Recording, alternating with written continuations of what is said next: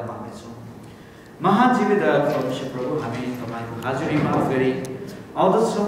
हुन त हामी योग्यको छैनौँ प्रभु तपाईँको अगाडि आउने, तर आज तपाईँको लहुले, उहाँको रगतले आज हामीलाई त्यो बल दिँदछ, त्यो साहस दिँदछ कि आज हामी तपाईँको अगाडि आउन सकौँ। र विशेष आज यो समयमा हामी प्रत्येकलाई तपाईँको चरणमा ल्याउँदैछौँ। तपाईँको दिव्य वचन जुन आज हाम्रो जीवनमा सास फुक्दछ, आज यसलाई मनन गर्न गइरहेको छौँ। योद्वारा आज तपाईँको महिमा गर्न सकौँ। आज योद्वारा आज हाम्रो जीवन प्रभु आज तपाईँको यो तपाईँले दर्शाउनु भएको मार्गदर्शनमा प्रभु आज हामीले हिँड्न सकौँ। आज हामी एउटा मनपर्दो भाडो हुन सकौँ। आज हामी तपाईँले निर्माण गर्न चाहेको मण्डली हुन सकौँ। धन्यवाद छ हामी प्रत्येकको, म साथै बोल्दै र प्रभु आज यहाँ सुन्ने प्रत्येकको साथमा तपाईँ रहिदिनुहोस्। यो वचनद्वारा प्रभु आज हामीले तपाईँलाई महिमा गर्न सकौँ। धन्यवाद चढाउँदै यो वचनलाई र यो प्रार्थनालाई हामी राख्छौँ तपाईँको नाम मान्छे यीशुको नाम। हुन्छ, हामीले विगत दिनहरूमा हामीलाई थाहा छँदैछ एफिसीको पुस्तकलाई एकदम हामीले ध्यान गरिकन हेरिरहेका छौँ र हामी पुगेको छौँ एफिसी 6 अध्यायको 14 पदमा आज। र यसमा मलाई यो 10 पददेखि लिएर उँधो सुरु गर्न मलाई धेरै एक्साइटमेन्ट भइरहेको थियो।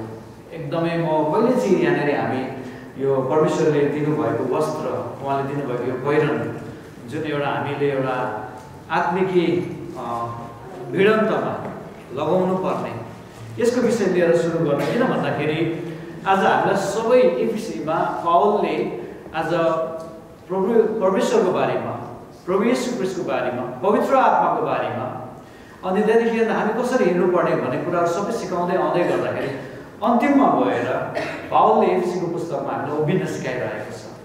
र अस्ति म भनिरहेको थिएँ कि हामीले पढ्दै गर्दाखेरि यहाँनिर पावलले भन्छ लगातार कि तिमीहरूले यो पहिरनहरू लगाएर केवल तिमीहरू उभिन सक भनेर भनेको छ। अब भिड्नु पनि भनेको छैन, लडाइँ गर्नु पनि भनेको छैन, किनभने लडाइँ म जहिले भनिबस्छु परमेश्वरले आज हाम्रो लागि लडाइँ खेलेर जितिसक्नु भएको छ। हामीले जितिसकेको लडाइँको हामीले खालि त झन्डा मात्रै बोकेर हिँड्ने हो, विजयको झन्डा मात्रै बोकेर हिँड्ने हो। हामीले फेरि गएर त्यसलाई लडाइँ खेलिनु पर्दैन। र आज यो पहिरनको पहिलो भागलाई हामी वर्णन गर्नेछौँ र तपाईँहरूले म सँगसँगै एफिसीको पुस्तक 6 अध्यायको 14 पद, एफिसियन्स च्याप्टर 6 verse 14 लाई हामी खोलेर हेर्नेछौँ। र मलाई कसैले पढिदिनुहोस् न त्यहाँनिर।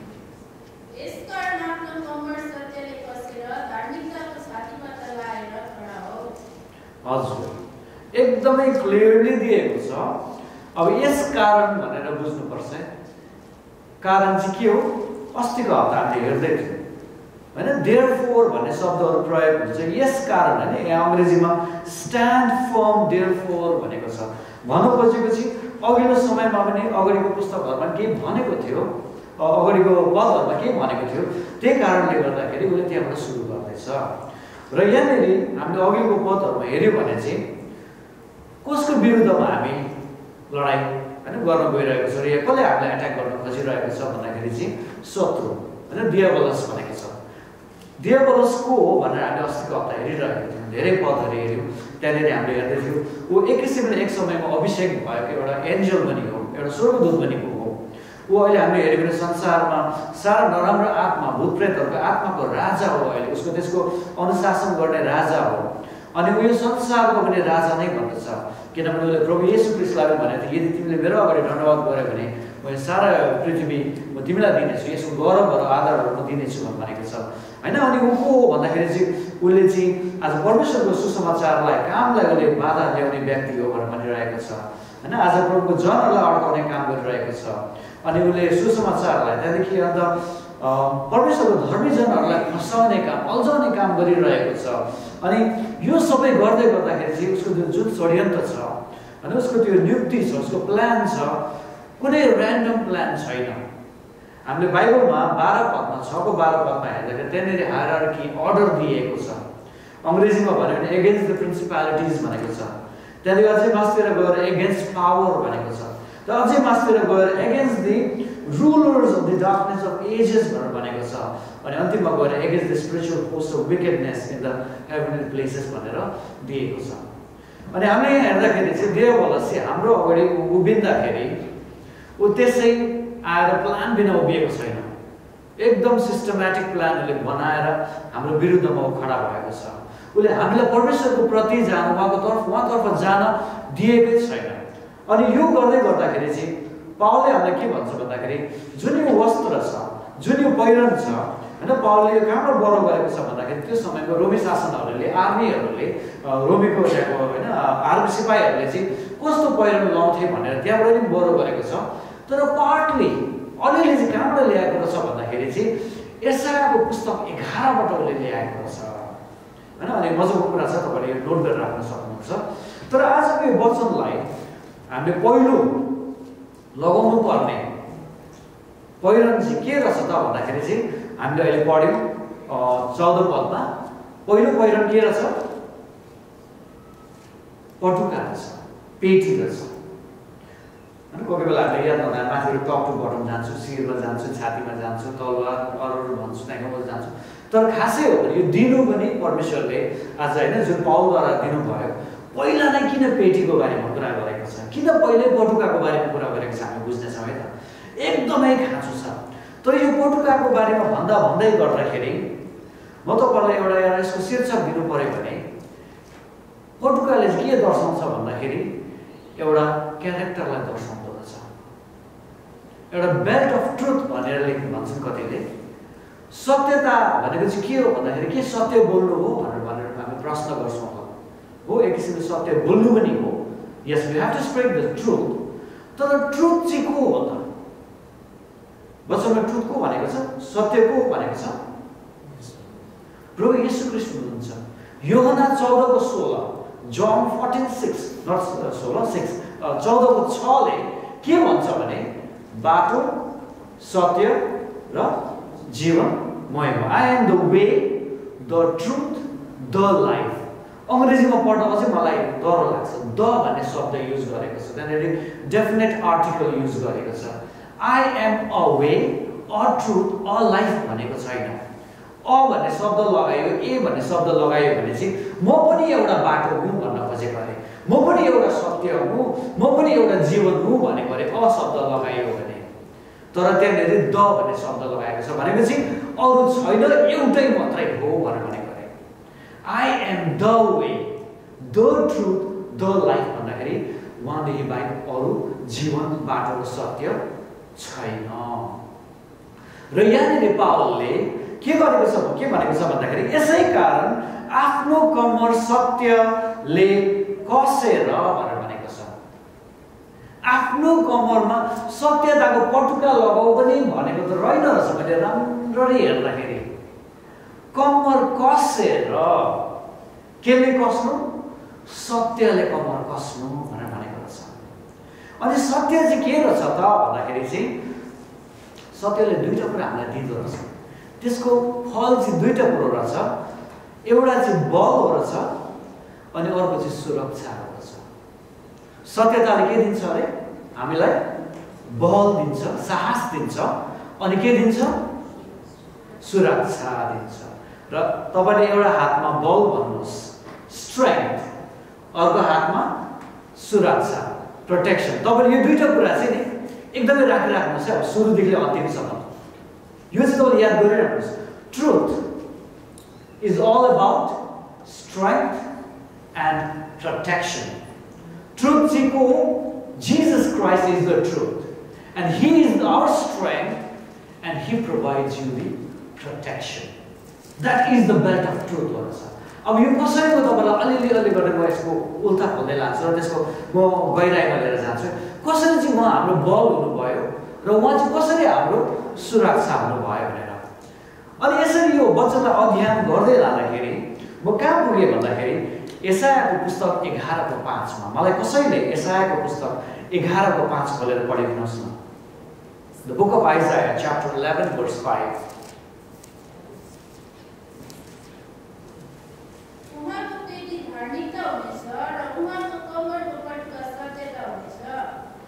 हजुर, उहाँको पेटी धार्मिकता हुनेछ र उहाँको कम्मरको पटुका सत्यता हुनेछ।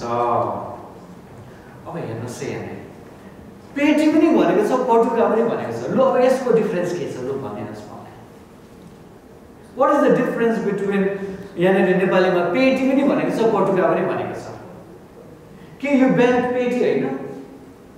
यो बेल्ट मेरो यो यहाँ लगाएको पटुका होइन? मजाको एउटा अन्तर मैले भेटाएँ यहाँनिर। यसले मलाई धेरै रिभिल भयो जब यो अध्ययन गरिरहेको थिएँ। अब तपाईँलाई यसलाई अलिकति म सोझ्याउन चाहन्छु। कुनै ट्रान्सलेसनमा चाहिँ के लेखेको रहेछ भन्दाखेरि He will wear righteousness like a belt and truth like an undergarment. Undergarment भनिएको छ। धार्मिकता चाहिँ पेटी अरे अनि सत्यता चाहिँ अन्डरगार्मेन्ट अरे। न्यू लिभिङ ट्रान्सलेसनमा है। अनि किङ जेम्स भर्जनमा रेन्ज भनेर लेखिएको रहेछ। अब म अस्तिको हप्ता भन्दै थिएँ दुईटा शब्द छ वेस्ट र लोइन्स। लाइन्स होइन लोइन्स। वेस्ट भनेको चाहिँ यो माथिको कमर। अब मेरो बडी फिगर राम्रो थियो भने त म तपाईँलाई कमर देखाउने थिएँ होला। मेरो बडी पनि अब यता अलिअलि निस्किँदैछ, कमर हराइसकेको छ। कमर यहाँ माथिको राम्रो फिगर भएको यस्तो होइन एउटा यो अलिकति भित्र पस्यो भने चाहिँ यसलाई चाहिँ वेस्ट भनिँदो रहेछ। अनि यहाँनिर चाहिँ बेल्ट बानिँदो रहेछ। अनि लोइन्स भन्ने चाहिँ कहाँ रहेछ भन्दाखेरि जहाँ तपाईँको यो प्यान्टको पेटी रेस्ट गर्छ नि र तपाईँको यो इन्जा रेस्ट गर्छ नि, तपाईँको इनर वेयरको भनौँ होइन, बाहिरको प्यान्टको भयो, त्यो रेस्ट गर्ने ठाउँमा चाहिँ हामीले के बाँध्दो रहेछौँ? पटुका बाँध्दो रहेछौँ। पेटी चाहिँ कहाँ बाँध्दो रहेछौँ? अलिकति मासतिर कम्मरमा बाँधिँदो रहेछ। कम्मरमा बाँधिने यो अलिकति मासतिर वेस्टमा बाँधिने पेटी चाहिँ के हो भन्दाखेरि स्ट्रेङ्थ हो। बुझ्नुहोस् है, राम्रो याद गर्नुहोस् है। यो चाहिँ के हो? स्ट्रेङ्थ। यो चाहिँ के हो? प्रोटेक्सन। पेटी छैन, मैले प्यान्ट लुज भयो भने के हुन्छ? मेरो प्रोटेक्सन हराउँछ, प्यान्ट झर्छ होइन। सजिलो म तपाईँलाई याद गर्नु लागि यसो बुझ्न लागि म तपाईँलाई सजिलो बनाउँदैछु। मेरो प्यान्ट छैन, प्यान्ट खस्छ, म बेइज्जत हुन्छु, मेरो प्रोटेक्सन हराउँछ। यहाँ माथि चाहिँ स्ट्रेङ्थ हो। अब यो म तपाईँहरूलाई कसरी बुझाउन चाहन्छु भन्दाखेरि तपाईँले याद गर्नु भएको छ कि छैन? यो वेट लिफ्टर्सहरूले पेटी बाँध्छ, देख्नु भएको छ? यो वेट लिफ्टिङ कम्पिटिसन गर्दाखेरि नि उनीहरूले त्यो ठुलो त्यो बेल्ट हुन्छ नि यो उठाउनु भन्दाखेरि अगाडि उनीहरूले के गर्छ भन्दाखेरि एउटा यत्रो पेटी ल्याएर सबै यहाँ बाँध्छ, मजाले कसेर बाँध्छ र त्यहाँदेखि अगाडि गएर त्यो पिछो लगाएर चाहिँ झ्याप्पै समातेर यसरी उचाल्छ। किन गरेको होला त्यो? What is the reason that they are putting a belt माथिपट्टि? स्ट्रेङ्थको लागि। अर्को चाहिँ कमरमा फुस्किन्छ कि भनेर एउटा चाहिँ। अनि त्यो हुँदाखेरि चाहिँ पेटी लगाएर उचाल्नु र लगाएर उचाल्नुमा धेरै अन्तर हुन्छ है। पेटी लगाएर माथि त्यो लगाएर उचाल्दाखेरि चाहिँ एक त उनीहरूको यो ब्याकबोन पनि फुस्किनबाट होइन, एउटा कमर फुस्किनबाट बाँध्छ भने, तर एउटा एक्स्ट्रा स्ट्रेङ्थ पनि प्रोभाइड गर्छ अरे। तपाईँले धेरै याद गर्नुहोस्, जिममा जानेहरूले फोटोहरू लगाइरहेको हुन्छ, कमरमा ठक्क उनीहरूले बाँध्छन् गर्छन्, त्यो जुरुक्कै त्यो यो वेटहरू लिफ्ट गर्छन्। इभन यो वेट लिफ्टिङ कम्पिटिसनमा त्यसो गर्छन्। अनि त्यसले चाहिँ के गर्छ अरे भन्दाखेरि चाहिँ हामीलाई स्ट्रेङ्थ दिन्छ अरे। हेर्नुहोस् मजाको कुरा छ। अब अलि तलतिर जाउँ ल। अब तलतिर लगाउने चाहिँ के अरे? पटुका अरे। यो पटुकाले चाहिँ स्ट्रेङ्थ दिन्छ? दिँदैन। यसले चाहिँ जोगाउने हो, मेरो प्यान्टलाई मेरो इज्जतलाई जोगाउने हो, प्रोटेक्सन। अब यो दुईटाको काम धेरै रहेछ। एउटा रोमी सिपाहीहरूको नभए एउटा सिपाहीहरूको त्यो समयमा जब उनीहरूले जब यो माथिको बेल्ट लगाउँछ नि, यो माथिको यो बेल्ट लगाउँदाखेरि चाहिँ उनीहरूको त्यो लुज भएको ट्युनिकहरू, अब जस्तो मैले यो सर्टलाई मैलेबाट निकालेँ भने कस्तो देख्छ होइन, कस्तो पुरा भेलालाई परेको देख्छ नि त, पुरै छोडिएको देख्छ नि त। उनीहरूले जब सेनाहरू सिपाहीहरू लडाइँ खेल्न जाँदाखेरि चाहिँ उनीहरूले जिउमा चाहिँ कुनै पनि लुज एन्ड्सहरू हुँदैन, धागोहरू कपडाहरू निस्किरहेको हुँदैन। त्यसले गर्दा चाहिँ चिटिक्कै पारेर मजाले सबै इन्क्लोज गरेर बाँधेर चाहिँ उनीहरू तयारी भएर निस्किँदो रहेछ। उनीहरूले लगाउने माथिबाट त्यो छातीको पाता छ नि, त्यो छातीको पाता मेटलको पनि हुँदो रहेछ, छालाको पनि हुँदो रहेछ। अनि त्यो चाहिँ त्यसै माथिबाट उनीहरूले भित्रबाट कपडा नलगाइकन लगाउँदैन रहेछ। उनीहरूले भित्रबाट कपडा लगाएर त्यसको माथिबाट छातीको पाता लगाउँदाखेरि चाहिँ ताकि आज भित्र शरीरलाई नहस्याओस् भनेर कपडा लगाउँदछ। त्यो कपडालाई पनि भित्र सेक्योरली बाँधेर राख्न लागि चाहिँ उनीहरूले त्यो बेल्ट लगाउँदछन्। अन्त छातीको पातालाई पनि मुनि झुन्डिन्छ भनेर चाहिँ लगेर यहाँनिर टक गर्दछ यो मुनिको बेल्टमा। हेर्नुहोस् है, पटुका र बेल्टको काम धेरै रहेछ, खालि मुनि मात्रै झुकाउन लागि भनेर होइन रहेछ।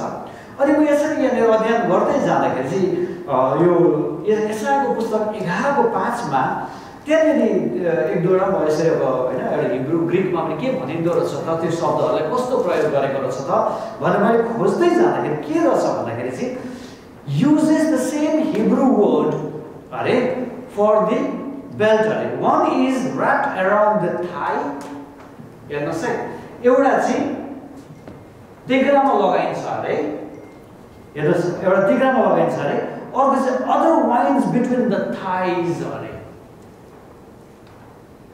भनेपछि चाहिँ यो चाहिँ कस्तो खालको पहिरो रहेछ भन्दाखेरि एक किसिमले यो मुनिको भागलाई छोप्ने, यो मुनिको भागलाई छोप्ने एउटा भन्यो अन्डरगार्मेन्टै अन्डरवेयर जस्तो। अनि न्यू लिभिङ ट्रान्सलेसनमा चाहिँ अन्डरगार्मेन्ट भनेर बनेको रहेछ त्यहाँनिर। इन्ट्रेस्टिङ कुरा होइन, एउटा सुरक्षा दिने अनि माथिकोले चाहिँ हामीलाई बल दिने। अघिदेखि भन्दैछु यो सत्यताको पेटी चाहिँ उसको दुईटा मतलब रहेछ, एउटा चाहिँ बल दिने ताकि आज हामी लडाइँ खेल्न सकौँ, अनि अर्को चाहिँ एउटा हामीलाई सुरक्षा पाउन सकेको होस् भनेर। अनि यसरी यो चाहिँ को हो त, यो पेटी चाहिँ को हो त भन्दाखेरि चाहिँ यो पेटी चाहिँ येशू ख्रीष्ट, बेल्ट अफ ट्रुथ भन्दाखेरि चाहिँ बाटो जीवन र सत्य मै हो भनेर लेखिएको छ भने कसैले मलाई यूहन्ना 1:14 पनि खोलेर पढिदिनुहोस् न। त्यहाँ पनि येशू ख्रीष्ट जब देहधारी होइन संसारमा आउनुभयो भने आज उहाँ पनि एउटा सत्य हुनुहुन्छ भनेर यूहन्ना जन 1:14 ले पनि भन्दछ। कसैले मलाई चर्को आवाजमा पढिदिनुहोस् न। अनि पछि देहधारी हुनुभयो र अनुग्रह र सत्यताले पूर्ण भई हाम्रा बीचमा वास गर्नुभयो। हामीले उहाँको महिमा देख्यौँ जुन महिमा पिताबाट आउनुभएको एकमात्र पुत्रको जस्तो थियो। हजुर, अब यहाँ स्पष्ट लेखिएको छ अनुग्रह र सत्यता भनेको छ। सत्य नै यीशु ख्रीष्टमा जो देहधारी हुनुभयो र उहाँले पछि गएर आई एम भनेर म चाहिँ भनेर उहाँले जब आफूलाई डिफाइन गर्दै गर्दाखेरि चाहिँ सत्य हामीले यहाँ पनि भेटाउन सक्छौँ। र यसरी यो अध्ययन गर्दै जाँदाखेरि होइन यो सत्यताले चाहिँ कसरी हाम्रो एउटा कमरको पेटी र त्यहाँदेखि एउटा तलतिरको भागको पेटीलाई दर्शाउँदछ भनेर यसलाई हेर्दै गएको थिएँ। हामीलाई थाहा छ अहिले संसारमा एकपट्टि प्रभु येशू ख्रीष्ट सत्य हुनुहुन्छ भने अर्कोपट्टि को छ संसारमा देववंश छ। देववंशको नाम के हो? अब उसलाई के को पिता भनेको छ? झुटको पिता भनेको छ। He is the father of all lies. अब उसले के गर्न खोज्छ भन्दाखेरि चाहिँ हामीलाई यो सत्यबाट टाढा राख्न खोज्छ। He wants to keep us away from Christ or from knowing the truth. एउटा गाना मलाई याद आइरहेको थियो यो वचन तयारी गर्दै गर्दाखेरि, सत्य के हो हामीले चाल पायौँ भनेर गाना एउटा छ नि, त्यो गानालाई चाहिँ याद गर्नुहोस् होइन। सत्य के हामीले के चाल पाएछौँ त भन्दाखेरि चाहिँ होइन आज उद्धार, आज मुक्ति चाहिँ आज कोहीबाट होइन तर क्रिस्टबाट मात्रै छ भनेर। आज त्यो सत्य चाहिँ शैतानले हामीलाई के गर्न खोजिरहेको छ थाहा गर्न दिएको छैन। उसको झुटले नै के गरिरहेको छ मण्डलीलाई लडाइरहेको छ। अनि मैले एक समयमा एउटा सर्मन तयारी गरिरहेको थिएँ अनि त्यो सर्मनमा चाहिँ मैले प्रेरितको पुस्तकबाट एउटा नयाँ चर्च होइन, किनभने नयाँ मण्डली चाहिँ कहिले सुरुवात भएको थियो भन्दाखेरि चाहिँ नयाँ नियममा चाहिँ जब प्रेरितहरूले होइन प्रेरितको पुस्तक पढ्दै जाँदाखेरि चाहिँ एउटा नयाँ भवन एउटा नयाँ चर्चको बारेमा कुरा गरिरहेको थियो। तर त्यो चर्चलाई पनि भत्काउन लागि चाहिँ एउटा झुटको के अरे एउटा हतियार बनाएर लडाउन खोजेको छ। अनानियास र सफीराको बारेमा तपाईँलाई थाहा छ के गरेको छ? नयाँ मण्डली बनिरहेको थियो, त्यहाँनिर सबै बाँडोचुडी खाइरहेको थियो मान्छेहरूले। तर के भयो त्यहाँनिर? अनानियास र सफीराले के गरे? आफ्नो सम्पत्तिहरू झुट बोलेर लुकाउँदाखेरि त्यहाँनिर मृत्यु आएको छ। त्यहाँ हेर्दा हेर्दा हामीले पुरानो नियममा पनि हेऱ्यौँ भने आदम र हावालाई एउटा नयाँ मण्डली परमेश्वरको एउटा नयाँ घरलाई एउटा नयाँ परिवारलाई लडाउन लागि चाहिँ के गरेको छ शैतानले? त्यहाँनिर झुटै बोलेको छ। त्यो खायो भने तिमीहरू परमेश्वर जस्तो हुन्छौ, खाऊ, के तिमीहरू साँच्चै मर्छौ र यो खाएर भनेर प्रश्न गरेको छ। विल यु स्योरली डाई भनेर प्रश्न गरेको छ। त्यो के एउटा झुट हालिरहेको छ, होइन तिमीहरू साँच्चै मर्दैनौ तर तिमीहरू झन् परमेश्वर जस्तै हुन सक्छौ भनेर। जब त्यहाँनिर के भयो, त्यो फल खाएर उनीहरूका आँखा उग्रिएको छ। झुट, हामीले यदि सत्यलाई बुझ्नुपर्छ भने झुट पनि के हामीले बुझ्नुपर्छ। र झुटले चाहिँ के गरेको छ, आज परमेश्वरको नयाँ परिवारलाई भत्काउन खोजेको छ, उहाँको बललाई र उहाँको सुरक्षालाई हटाउन खोजेको छ। The devil is trying to remove the protection and strength from the believer's lives by adding the lies. सत्य भनेको त उनीहरू बलियो भइहाल्छ नि, सुरक्षित भइहाल्छ नि, तर यहाँ के गर्न खोजेको छ, झुटलाई ल्याएर चाहिँ उनीहरूको कम्मर भाँच्न खोजिरहेको छ। मान्छे विश्वासीलाई नाङ्गो बनाउन खोजिरहेको छ। आदम र हव्वाले त्यो फल खाएपछि के भयो, उनीहरू नाङ्गो भए। अलिकति अगाडि दुई अध्यायमा उत्पत्ति 2 अध्यायमा हेर्दै गर्दाखेरि त्यहाँनिर परमेश्वरको महिमाको ढाकेको कारणले गर्दाखेरि उनीहरूले आफ्नो शरीरमा नाङ्गोपन महसुस गरेनन्। तर जब 3:21 पदमा हामीले हेऱ्यौँ भने त्यहाँनिर के भेटाउँछौँ, उनीहरूलाई के भएको छ, नाङ्गोपन देखिएको छ। कसले तिमीहरू नाङ्गो छौ भनेर प्रभुले सोध्नुहुन्छ। Who said that you were naked? Did you eat the fruit? प्रश्न गरिहाल्नु, के तिमीहरूले त्यो फल खाएको छौ? के गरेको छ, पहिलो नै नाङ्गो बनाएको छ। अनि नाङ्गो हुने बित्तिकै के भएछ, प्रभुसँग बातचित गर्दै गर्दाखेरि के गरेको छ, त्यहाँनिर ब्लेम गेम चलिरहेको छ। द फर्स्ट हस्बेन्ड एन्ड वाइफको बिचमा तपाईँले दिएको त्यो स्त्री छ नि बगैँचामा दिएको, उसले खुवाएर पो मैले खाएँ त भनेर आदमले ब्लेम गरिरहेको छ। हावाले उता सर्पलाई ब्लेम गरिरहेको छ, सर्पले मलाई खा भन्यो भने मैले खाएँ। ब्लेम गेम चलिरहेको छ। यहाँनिर के गर्छ, जब झुटो बनाउँछ नि, विभाजन ल्याउँछ त्यसले। अनि यहाँ मैले मजाको कुरा भेटाएँ, परमेश्वरले जब आदम र हव्वाले गल्ती गरे, पहिलो कसलाई श्रापे, कसलाई श्रापेको छ त्यहाँनिर तपाईँले याद गर्नुभयो भने पहिलो श्राप चाहिँ शैतानलाई दिएको छ, होइन। त चाहिँ के गर्नु परोस्, त चाहिँ पृथ्वीमा होइन सर्पलाई यी आफ्नो भुँडीमै रेङ्दै हिँड्नु पर्छ, तैँले धुले खाएर बस्नु परोस् भनेर भनेको छ। त्यसको पछाडि कसलाई श्रापेको छ, हावालाई श्रापेको छ। तैँले बच्चा जन्माउँदाखेरि तैँले त्यो दुःखहरू भोग्नु पर्नेछ र तेरो शिर चाहिँ को हुनुपर्छ, तेरो लोग्ने हुनुपर्छ भनेर। मलाई लाग्छ यो परमेश्वरले सृष्टि गर्दाखेरि एउटै बराबरको दर्जामा बनाइएको थियो, तर अब यो डिजायर साल बी यो हस्बेन्ड भनेर भनेको छ। तेरो इच्छा चाहिँ तेरो पति हुनेछ भनेर। अब यहाँ हेर्नुहोस् है, हावालाई त्यहाँनिर त्यो पेनको बारेमा दिँदैछ, शैतानलाई त संसारमा भुइँमा रेग्ने भन्दैछ। तर तिमीहरूको आएको पुस्तामा तिमीहरूको एक अर्कामा के हुनेछ, शत्रुता हुनेछ भनेर भनेको छ। हेर्नुहोस् है, शैतानलाई, दियोबलसलाई र हावाको बिचमा र उनीहरूको अफस्प्रिङमा एउटा शत्रुता हुनेछ भनेको छ। एउटा मानिसकोबाट जन्मिएको, हावाकोबाट जन्मिएको एउटा सन्तानले चाहिँ उसको शैतानको शिरलाई कुल्चिने भनेर भनेको छ, सर्पको शिरलाई। तर उता हेर्नु है त, अब हस्बेन्ड र वाइफको बिचमा चाहिँ के भनेको छ, पति चाहिँ तेरो इच्छा हुनेछ भनेर भनेको छ।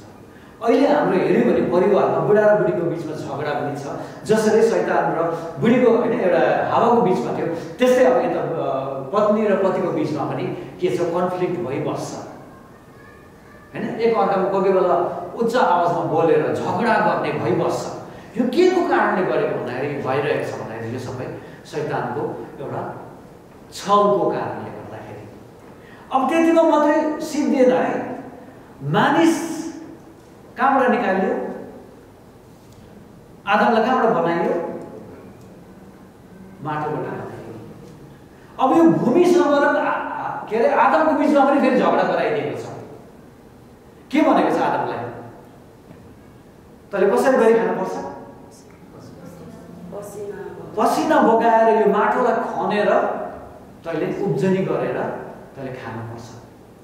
माटोबाट जसलाई निकालियो त्यो र निकालिएको र जुन माटो थियो उनीहरूको बीचमा पनि एउटा कन्फ्लिक्ट आएको छ। अनि जुन हावा आदमबाट निकालियो उनीहरूको बीचमा पनि कन्फ्लिक्ट छ। अनि जुन हावाले एउटा शैतानको आवाज सुनेर त्यो फल खायो उनीहरूको बीचमा पनि कन्फ्लिक्ट छ।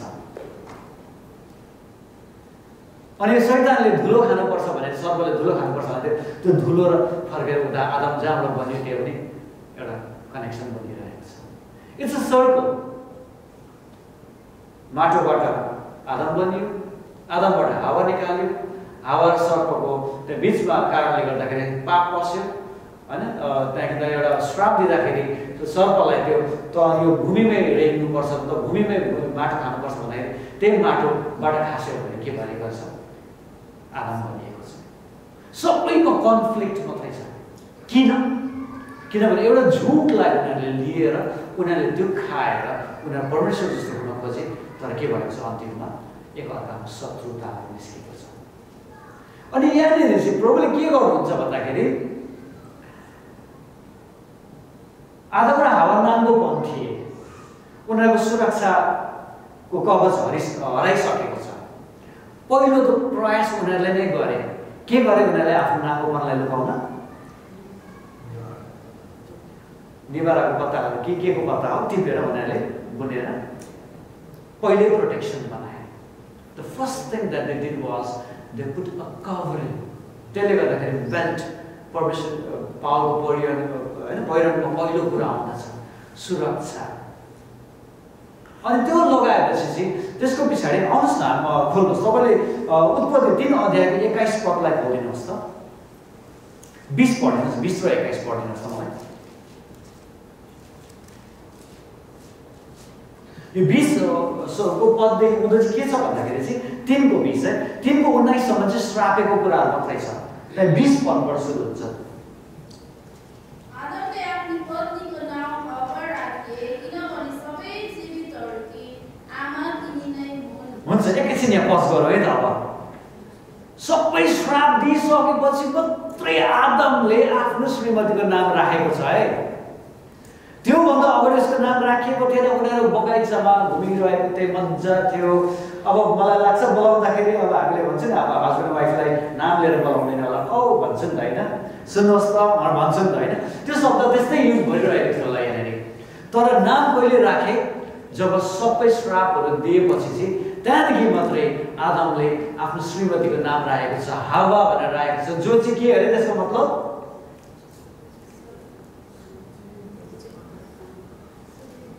पढिदिनुहोस् न, फेरि भनिदिनुहोस् न त्यो शब्दहरू रिपिट गर्दैछ। हावाको मतलब के अरे? सबै जीवितहरूकी आमा। यो याद गर्नुहोस् है त ल एकछिन। अब 21 पद पनि पढ्दिउँ। परमप्रभु परमेश्वरले आदम र तिनकी पत्नीको निम्ति छालाका लुगा बनाए तिनीहरूलाई लगाइदिनु भयो। हजुर, अब यहाँनिर छालालाई एउटा के अरे एउटा के भन्छ एउटा एनिमललाई होइन एउटा जानवरलाई मारेर त्यहाँ के गर्नुभएको छ? छाला लगाइदिनु भएको छ, छालाको लुगा।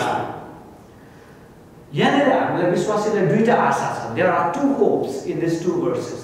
यो दुईटा पदमा हाम्रो विश्वासीको लागि दुईटा आशा छ। म यो पटुकाबाट कागज भन्नुहुन्छ, म ल्याएर जोड्छु है त्यसलाई होइन। लुगाहरू बुन्दा पनि पहिला विभिन्न भागहरू बुनिन्छ अनि मात्रै लास्टमा ल्याएर स्टिच गरिन्छ र मात्रै एउटा सर्ट बनिन्छ। अनि यहाँनिर हेऱ्यौँ भने परमेश्वरले एउटा जानवरलाई मार्नुभयो र त्यसको त्यो छाला चाहिँ ल्याएर लेदरको फर्स्ट लेदर वेयर चाहिँ आज आदम र हावाले पाएको छ। पहिलोले भन्छ सारा जीवितको आमा। एउटा आशा के छ यहाँनिर भन्दाखेरि चाहिँ आज हामीलाई परमेश्वरले होइन कुनै दिन जीवित गराउनुहुन्छ। एउटा हामीले फेरि फर्केर जीवन पाउँछौँ एक दिन न एक दिन भन्ने र पापबाट हामी निस्किन्छौँ भन्ने एउटा आशा हावालाई नाम दिँदाखेरि आज त्यो आशा हाम्रो हृदयमा हालिदिनु भएको छ कि एक दिन यो हावाबाटै निस्केको सन्तान येशू ख्रीष्टबाट एक दिन हामीले जीवन पाउने आशा राख्न सक्छौँ भनेर हावा भनेर नाम राखियो। Mother of all living. दोस्रो कुरा के राखेको छ यहाँनिर?